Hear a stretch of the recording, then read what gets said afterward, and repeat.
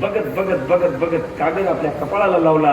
जसाही कागद कपाळाला लावला तसाही म्हातारा ढसढसा रडू लागला. डॉक्टरच्या कानापर्यंत आवाज गेला. डॉक्टर कॅबिन मधून बाहेर आले आणि आजोबाला विचारतात, आजोबा का रडता? तुमचं ऑपरेशन करायला मला 8 तास वेळ द्यावा लागला, म्हणून त्याच्या मोबदल्यातलं हे 4 लाख रुपये तुमचं बिल झालंय. हे बिल जास्त झालं म्हणून तुम्ही रडता का? आणि जर तुम्हाला बिल जास्त झालं असं वाटत असेल तर अजून 2 लाख द्या. 2 लाखावर तुम्ही घरी जा. आजोबानं डॉक्टरला सुंदर दिलेलं उत्तर ऐका मायबाप. साहेब, त्याच्यासाठी मी नाही रडत. माझी 4 मुलं नोकरीवर कार्यरत आहेत. एकाला लाख 2-2 लाख रुपये पेमेंट आहे. तुमचे 8 लाख झाले म्हणजे माझ्याकरता काही, 4 लाख झाले म्हणजे माझ्याकरता काही जास्त झाले नाही. पण साहेब, तुम्ही 4 तास माझं हृदय सांभाळलं आणि 4 तास माझं हृदय सांभाळल्यामुळं 4 ते 8 तासामध्ये हृदय सांभाळल्यामुळं तुम्ही माझं 4 लाख रुपये बिल केलात.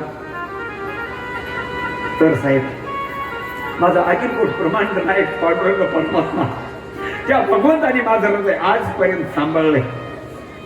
त्यानं मला बिल कधी मागितलं नाही, पण त्याला बिल मध्ये मी कधी दिलं. साहेब, मी त्याच्यासाठी नाही रडत. मला एकाच गोष्टीची खंत वाटते की ज्या माझ्या मंदिरात बसलेल्या परमात्म्यानं आजपर्यंत माझं हृदय सांभाळलंय. त्यानं मला कधी बिल मागितलं नाही. त्यानं मला प्रकाश दिला, त्या प्रकाशाचा चार्ज कधी मागितला नाही. ज्या परमेश्वराने मला ऑक्सिजन दिले, वायू दिला, त्या परमेश्वरानं बिल कधी मला मागितलं नाही. त्यासाठी मी नाही रडत. पण माझ्या भगवंताच्या बाबतीत जर मी बिल द्यायचं असेल तर काय करू साहेब? त्यावेळेस मला डॉक्टरने दिलेलं उत्तर ऐका माहिती. डॉक्टर साहेब आजोबाला म्हणतात, आजा काहीच अडचण नाही, तुम्ही माझं बिल देऊ शकत नाही ना, मी तुम्हाला मागत नाही, हा बिलाचा विषय नाही. तुम्ही भगवंताचं बिल कुठं भरावं असं मानतो ना, त्याच्यासाठी भगवंताचं एक केंद्र आहे, त्या ठिकाणी तुम्ही बिल जाऊन अवश्य भरू शकता. आजोबानं प्रेमाने विचारलं, डॉक्टर साहेब कुठलं केंद्र आहे? भगवंतानी असं कुठलं केंद्र लावलं की ज्या केंद्रामध्ये त्यांचं चार्ज घेतला जातोय? असं माझ्या भगवंताचं कुठलं केंद्र आहे? त्यावेळी डॉक्टर साहेबांनी सुंदर उत्तर दिलं, तुमच्या गावामध्ये अखंड हरिनाम सप्ताह आहे, पंच कमिटी पारावरती बसलेली आहे आणि ती तुम्हाला वार्षिक सप्ताहाला पट्टी मागते. तिथं तुम्ही पट्टी खर्च करा, तिथं तुम्ही काय देणगी द्यायची अशी ते द्या. ते मात्र भगवंताचं बिल त्या ठिकाणी भरण्यात येते. आजोबाला आनंद वाटतो. ठीक आहे साहेब. लगेच हाताला गावाकडे येतोय आणि भगवंताच्या नामाचा जयघोष करत असताना अखंड हरिनाम सप्त्या करतात. लागल तेवढी देणगी देऊन मोकळा होतोय आणि त्या भगवंताची कृतज्ञता व्यक्त करतो. म्हणून भगवंताचं बिल भरायचं केंद्र कुठं जर असेल तर ते हे आहे माझा वार्षिक सप्ताह आपल्या गावामध्ये होतोय. मोठ्या प्रेमानं उत्सव होतोय. इथं या त्या पंचकमिटीकडे द्या, म्हणजे तुमचं बिल ऑटोमॅटिक माझ्या भगवंताला पोहोचेल. ही महाराष्ट्र भूमी आहे, थोर संतांची भूमी आहे. मेवाड देशचा राजा आणि त्याची एक सुंदर नावाची मुलगी एक चरित्र करून पुढे जातोय. उद्या चरित्रामध्ये आपल्याला भक्त प्रल्हाद चरित्र करायचंय. उद्यापासून दररोज झटक्या होते. महाराज, मेवाड देशाची राजा, त्याचं नाव राजाजी. सुंदरशी मुलगी जन्माला आली, लाडात मुलगी वाढली, एकुलती एक मुलगी. आणि मुलगी जन्माला आल्याच्या नंतर माणसाला आनंद होतो आणि मुलगी जीवनामध्ये असावी का? ज्याच्या जीवनामध्ये मुलगी नाही ना, त्याच्या जीवनाला खऱ्या अर्थानं रंग नाही. आता नाही त्याला नाहीलाच आहे. ज्याच्या जीवनामध्ये मुलगी आहे ना, त्याच्या जीवनाचा रंग आगळा वेगळाच असतोय. काय डौल असतोय, काय थाट असतोय महाराज. म्हणून जीवनामध्ये मुलगी असावी. बऱ्याच जणांना काय वाटते की मुलगी नको झाली. अरे मुलगी या देशाचं वैभव आहे. एक मुलगी जर जन्माला आली तर तुमच्या कितीतरी पिढ्यांचा उद्धार करू शकते. पण समाजाला काय काय काय कंटाळा आला की महाराज मुलीच्या बाबतीत म्हणलं की लोक समाज मुलीला स्वीकारायला तयार नाही. हे आई नको करू तुझ्या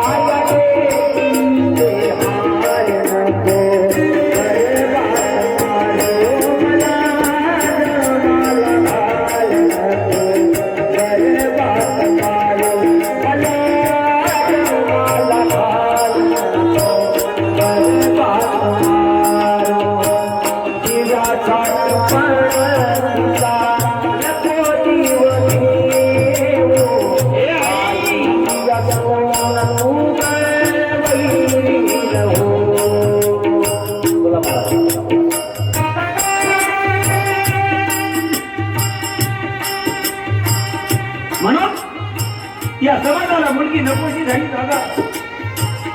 मुलगीला आत्मसात करा. काय वैभव असते, काय घराचं मांगल्य असते, काय घराची शोभा असते. तुम्ही जर घराच्या बाहेर पडलात, अजिबात घरातली माणसं तुमची काळजी घेणार नाहीत. पण तुमच्या दारात असलेली मुलगी मात्र आईला 100 वेळेस विचारेल की आई अजून पप्पा कळाली नाही. मुलगी तुमचं वैभव आहे. फक्त आणि फक्त मुलगीच विचारते. माईच्या पाठीमाग जर कोणी तुमचं या जगामध्ये असेल तर ती म्हणजे तुमची मुलगी. लोक मुलीला विचारायला तयार नाही. 2 मुलं झाली की बस विषय संपला. तिसरी मुलगी सुद्धा नको म्हणायला लोक तयार नाही. राजा आणि त्याला एक मुलगी झाली. सुंदर असं कन्या रत्न, जिचं नाव मीराबाई ठेवण्यात आलं. जिचं नाव मीराबाई ठेवण्यात आलं. मीरा लहानाची मोठी होत असताना दारावरती एक आलेला योगी बघितला आणि त्या योग्याच्या हातामधली एक मूर्ती बघितली. त्यावेळेस त्या मूर्तीकडे बघितलं. आहा, काय परमात्मा माझा किती सुंदर आहे. सुंदर माझा परमात्मा आहे. आईला विचारलं, आई काय बेटा. मान्य ठिकाणचे स्थळ येऊ लागले होते. तरी पण मीरेनं सर्व नाकारलं आणि सांगितलं, बस बाबा, माझ्या जीवनाला अर्थ नाही. अरे मी जीवनामध्ये लग्न ज्याच्याशी करायचं ठरवलंय आणि त्याला मी माझ्या सान्निध्यामध्ये घेतलंय. तो म्हणजे माझा अखिल ब्रह्मांड नायक, गोकुळचा कोण, कृष्ण परमात्मा आहे. ते मीराबाई त्या भगवंताच्या भजनामध्ये तंग होत असताना